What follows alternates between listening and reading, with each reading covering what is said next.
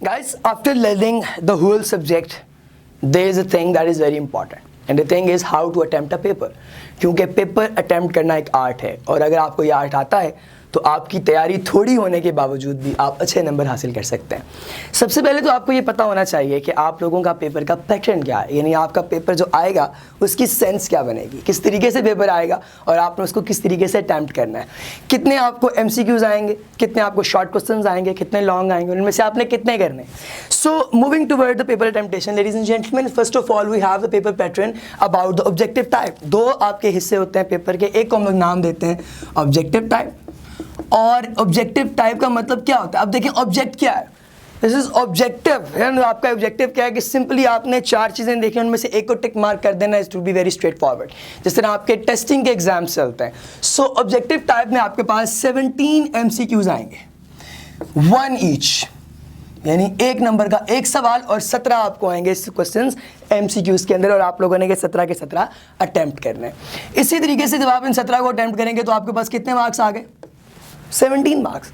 अब इन 17 मार्क्स के बाद आपका नेक्स्ट पोर्शन स्टार्ट होगा, that would be termed as subjective type. अब जो सब्जेक्टिव टाइप है इसके अंदर हमारे पास जो पार्ट्स हैं वो सारे के सारे आपको कुछ ना कुछ ऑप्शंस भी देते हैं कि आप इनमें से ये कर लें, ये छोड़ दें, ये कर लें, ये छोड़ दें, यानी कि जो आपको ज़्यादा अच्छा आता है वो आप अटेम्प्ट कर लें, जो ज़्यादा अच्छा नहीं आता should have to skip it. अब हमारे पास जो सब्जेक्टिव टाइप है उसमें सबसे पहली जो चीज़ आप लोगों को पास आएगी दैट इज शॉर्ट क्वेश्चंस। अच्छा, पुराने टाइम्स में ऐसे होता था कि शॉर्ट क्वेश्चंस जो हैं ये सारे इकट्ठे आ जाते थे और आप इनमें से कोई भी एक आधा जो है वो अटेम्प्ट कर लेते थे। लेकिन अब सिनारियो थोड़ा डिफरेंट है। डिफरेंट से मुराद ये कि अब उसके 3 सेक्शंस बन के आएंगे, यानी कि देयर वुड बी सेक्शन 1। और एक बात याद रखनी कि सेक्शन के दरमियान आपने कोई खिलवाड़ नहीं करना, आपने सेक्शन को सेक्शन के तौर पे अटेम्प्ट करना है। मगर उसने कहा है कि आपके सेक्शन 1 है, सेक्शन 1 में कितने क्वेश्चंस होंगे, there would be 12 questions in section 1, और उन 12 क्वेश्चंस में से आपने अटेम्प्ट कितने करने हैं, 8। और ये 8 को आप जब 2 से मल्टीप्लाई करते हैं तो कितने सवाल आपके नंबर आ जाते हैं, 16। यानी कि पहले सेक्शन के टोटल कितने क्वेश्चंस हैं, 12, जिनमें से 8 आपने अटेम्प्ट करने हैं, टोटल नंबर कितने हो गए, 16। इसी तरीके से आप आएंगे सेक्शन नंबर 2 पे। सेक्शन नंबर 2 में भी सिनारियो बिल्कुल सेम है कि इसमें आपको पास 12 सवाल होंगे, जिनमें से आप लोगों ने अटेम्प्ट करने हैं 8, 2 से मल्टीप्लाई करें 16। ओके गाइस, अच्छा इसके बाद क्या करना है, इसके बाद आएगा आपका सेक्शन नंबर 3, तीसरा सेक्शन। तीसरे सेक्शन के अंदर आपके पास जो हैं वो सवाल होंगे कितने, मे बी 8 या मे बी आपके पास होंगे सवाल यहाँ पे 11। इन 11 सवालों में से आपने अटेम्प्ट कितने करने हैं, 6। ठीक हो गया। अब यानी कि टोटल मेरे पास कितने शॉर्ट क्वेश्चन है, 33। ठीक है, और मैं 33 में से अटेम्प्ट कितने कर रहा हूँ, 8 और 8 16, 16 और 6 22।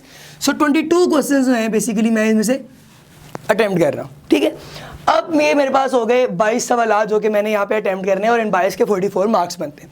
लेकिन मैंने अलग अलग सेक्शंस को अलग अलग तौर पे अटेम्प्ट करना है, मैंने उनको आपस में शफल नहीं करना, मिक्सअप नहीं करना। ठीक है, क्योंकि जहाँ मिक्सिंग आ गई वहाँ पे कोई ना कोई मसला जो है वो जनरेट हो जाएगा। सो आफ्टर शॉर्ट क्वेश्चंस हमारे पास इसका सेकेंड इंपॉर्टेंट पार्ट आता है आपके पेपर का, और वो सेकेंड इंपॉर्टेंट पार्ट कौन सा है, दैट इज लॉन्ग क्वेश्चंस। ठीक है जी, अब लॉन्ग क्वेश्चंस के अंदर क्या होगा, इसके अंदर आपके पास टोटल सवाल आएंगे 5, और चांसेस आर देयर कि इनमें से 5 में से आपके कुछ जो सवाल हैं उनके आगे 2-2 पार्ट्स हो। ठीक है, और हर एक पार्ट जो आपके पास है, एक हिस्सा जो है सवाल का वो 4 नंबर कैरी करता है, और अगर सवाल के हिस्से नहीं बने हुए तो फिर वो पूरे का पूरा सवाल ही 8 नंबर का होगा। ठीक है, सो लिहाजा हमारे पास जो हैं ये आपके पास आएंगे 2-2 पार्ट्स के 5 सवाल आएंगे, जिनमें से आप लोगों ने 3 अटेम्प्ट कर रहे हैं। अब एक सवाल के कितने नंबर हैं, 8। अब मैं इसे 8 को अगर 3 से मल्टीप्लाई कर रहा हूँ तो ये मेरे पास कितना बन रहा है, 24। This is 24। अब ये 24 है। शॉर्ट क्वेश्चंस हम लोगों ने जब अटेम्प्ट किए वो 44 थे, और 44 के अंदर हम लोग 17 मार्क्स MCQs के ऐड करें, इवेंचुअली ये कितने मार्क्स बने, 85। ये 85 मार्क्स हैं, ये आपका पेपर है। सो लेडीज एंड जेंटलमैन, ये पेपर आप लोगों ने 85 नंबर का जो अटेम्प्ट करना है, इसमें आपने कोई भी ऐसी चीज़ नहीं करनी जो किसी भी तरीके से आपके मार्क्स को डिडक्ट करने का बाइस बन सके। यानी अगर सेक्शन है, मैंने सेक्शन को अलग अलग अटेम्प्ट करना है, मैंने ये नहीं करना कि मुझे इसमें से 9 आते हैं मैं दूसरे में से 7 कर लूँ तो ये मेरे 16 पूरे हो जाएंगे। नो, हमने अलग अलग तौर पर उसको अटेम्प्ट करना है। अगर नहीं आता तो उसका फिर तरीका है कि जो सवाल आपको सबसे अच्छे आते हैं मतलब जिनकी आपकी तैयारी गुड है आप उनको पहले अटेम्प्ट करने की कोशिश करें, जिनकी तैयारी थोड़ी वीक है उनको सेंटर में ले आएँ, और जो आपको फिर अच्छे आते हैं उनको एंड पे ले जाएं। ये एक ये गुर है, मतलब कि जब एग्जामिनर चेक कर रहा है फ्लो के अंदर वो देखेगा कि बच्चे के ऊपर वाले सवालात अच्छे हैं, वो उसको मार्क कर देगा। और ये भी याद रखिएगा ये हमेशा वर्क नहीं करता, ठीक है, क्योंकि बाज़ दफ़ा एग्जामिनर भी आप ही जैसा पढ़ के आगे आया बहुत, सो लिहाजा ये मसला भी आपको हो सकता है। लेकिन ये एक तरीकाकार है जो आप लोगों ने तब करना है जब आपको नहीं आता। कोशिश ये करनी है कि आप तैयारी करके जाएं, आपको इस तरह के शॉर्टकट्स की ज़रूरत ही ना पड़े। ओके गाइस, सो ये अच्छा, अब हम लोग जो है वो मूव करते हैं टुवर्ड द पेयरिंग। इसकी जो स्कीम बनती है, आप लोगों को अक्सर टीचर बताते होंगे भाई ये इंपॉर्टेंट है वो इंपॉर्टेंट है, लेकिन नहीं, मैं कहता हूं कि हम लोग इस तरीके से अटेम्प्ट नहीं करते। हम लोग असेसमेंट स्कीम देखते हैं जो बोर्ड ने हमारी आसानी के लिए बनाई है। ये असेसमेंट स्कीम बेसिकली आपको क्या बताएगी, let me take help from my mobile phone. Biology की जो स्कीम है 2017 के लिए वो किस तरीके से है। हम लोग अगर शॉर्ट्स, सबसे पहले एमसीक्यूज की बात करते हैं, जो आपका क्वेश्चन नंबर 1, ठीक है, इसमें कैसे हम लोग इसकी डिवीजन करेंगे। चैप्टर नंबर जो आपके पास हैं कौन कौन से, 17, 19, 20, 22, 22 से लेकर 27 तक, ये वाले, और फिर चैप्टर नंबर जो बाकी हमारे पास रह गए कौन कौन से, चैप्टर नंबर 15, 16, 18, 21। अब ये ऊपर मैंने चैप्टर लिखे हैं, इन सब के अंदर से एक एक एमसीक्यू आएगा, ठीक है, और ये नीचे वाले जो आपके पास चैप्टर हैं इनमें से दो एमसीक्यूज आएंगे, और ये कुल मिला के आपके पास 17 एमसीक्यूज बनेंगे। याद रखना है कि अगर इसमें से 2 एमसीक्यूज आ रहे हैं तो मैं इसको ज़्यादा अच्छे तरीके से पढ़ूंगा, और इसमें से अगर एक आ रहा है तो मैं उसको नॉर्मल पढ़ूंगा। और आपकी एमसीक्यूज की जो एक्सरसाइजेज हैं उनको नेवर एवर लीव देम, उनको आपने लाजमन डिस्कस करना है, because chances are there and approximately very strong chances are there कि आपके पास उनमें से सवालात आए। हम फिर मूव करते हैं toward the second part, that is short questions. तो शॉर्ट क्वेश्चंस के अंदर जो आपकी स्कीम बनेगी वो कैसी बनेगी, उसमें आपके पास जो क्वेश्चन नंबर 5 है वो आपका आएगा चैप्टर नंबर किससे, 15 प्लस 25, ठीक है।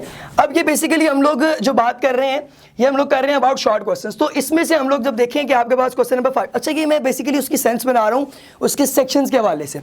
चलिए हम इसको मजीद सिंप्लीफाई करते हैं। मजीद सिंप्लीफाई कैसे करेंगे कि हम लोग देखते हैं जो क्वेश्चन नंबर 2 यानी कि आपका सेक्शन 2 जो है उसमें कौन कौन से सवाल चैप्टर आएंगे, 15 में से 3 सवाल आएंगे, 16 में से भी 3 सवाल, 18 में से 2 सवाल, इसी तरह 26 में से 2 सवाल, और एक मैं साइड पे लिख देता हूँ दैट इज 27 में से भी 2 सवाल। ये हो गया मेरा क्वेश्चन नंबर 2, ठीक है। आगे मैं चलता हूँ क्वेश्चन नंबर 3 की तरफ, सेकंड सेक्शन।